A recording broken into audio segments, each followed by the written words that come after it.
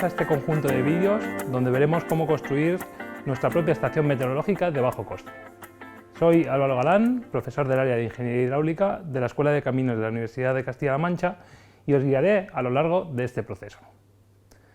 Una estación meteorológica es una instalación cuyo propósito final es medir y registrar regularmente diversas variables meteorológicas.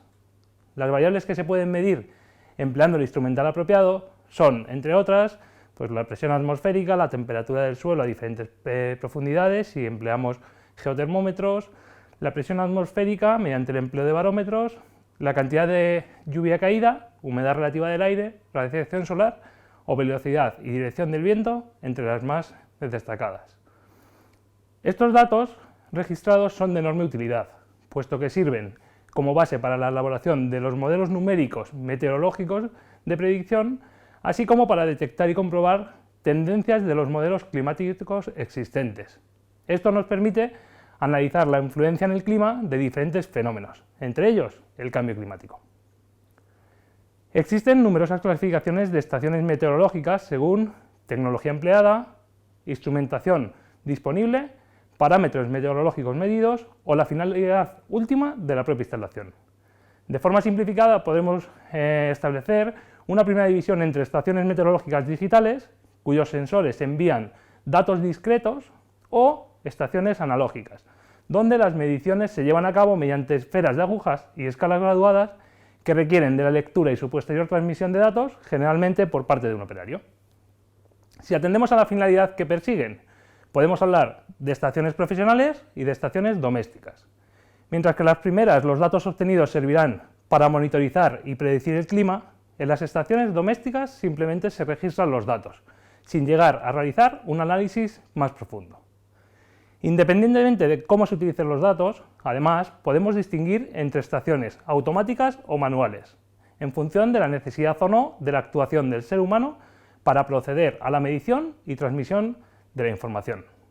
Por último, en función del instrumental de medida incorporado en la instalación, las estaciones meteorológicas más extendidas son las estaciones pluviométricas, aquellas en las que se registra cantidad de agua caída en intervalos discretos de tiempo, pluviográficas, si este registro temporal de datos de lluvia es continuo, termopluviométricas, si además incluyen un termómetro ambiente, o las estaciones evaporamétricas, si permiten medir la evaporación real que se produce en un tanque normalizado. Como vemos, los tipos de estaciones meteorológicas son de lo más variado. Parece claro que a mayor número de variables medidas, mayor necesidad de instrumentación y, por tanto, mayor coste. En este sentido, podemos encontrar en el mercado desde estaciones profesionales para uso doméstico, con un precio que ronda una centena de euros, hasta estaciones profesionales especiales, como son las boyas o buques meteorológicos, con un precio un poco más elevado. El objetivo que perseguimos con esta actividad del proyecto Cambio Climático Aquí y Ahora es construir una red de estaciones meteorológicas profesionales, puesto que los datos serán analizados con posterioridad, automáticas y de bajo coste, moviéndonos en el entorno de los 100 euros.